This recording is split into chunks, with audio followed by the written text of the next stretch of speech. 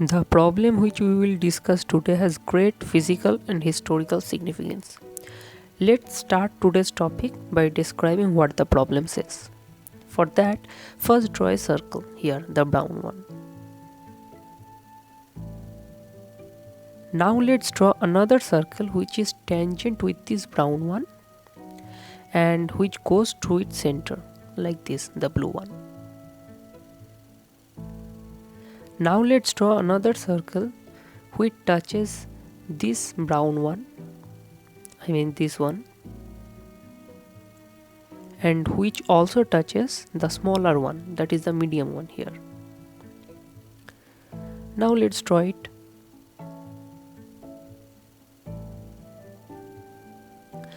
Now the upper and the lower space is filled with circles which are tangent with all three of them.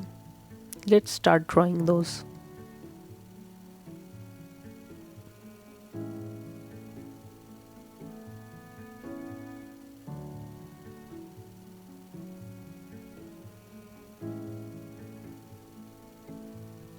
This beautiful pattern is called Pappus chain, and the first circle is considered the orange one which touches the violet circle. Now let's draw its diameter.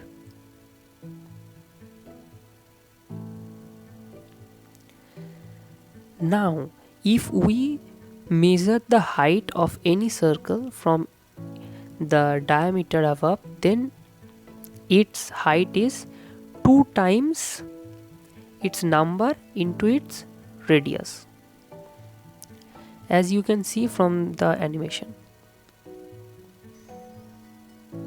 If we consider the yellow circle's radius is r, then its distance, that is the blue line, is 2 into 3 into r, and for any r nth circle it is 2 into n into rn.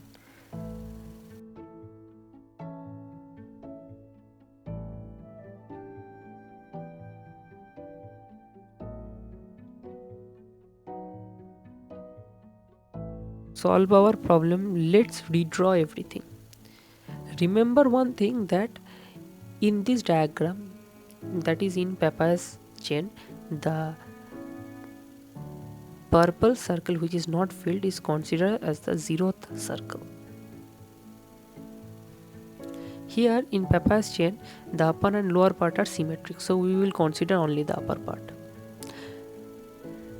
Let's redraw the diameter because it is the line from which we measure the height. Now we place a yellow dot, that is a point, on the leftmost corner of our diameter. That point is very important, so we have to draw it.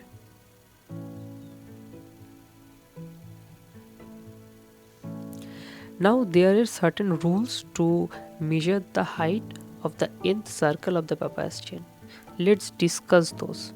The first point is we have to consider the yellow dot as the center of inversion. The second is the circle of inversion has to be orthogonal with our circle of interest, in our case the yellow one. The third is we have to invert all the preceding n-1 circles along with the 0th circle of the chain.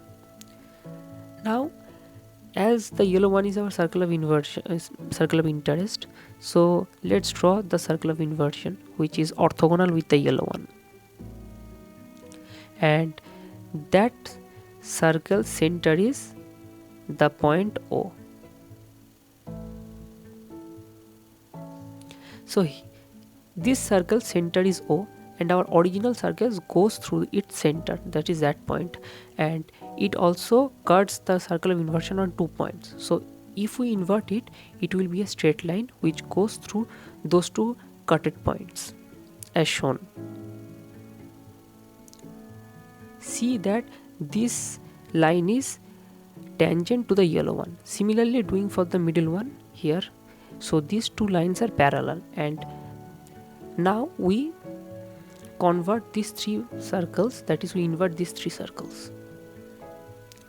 So inverting with respect to that circle, we get this.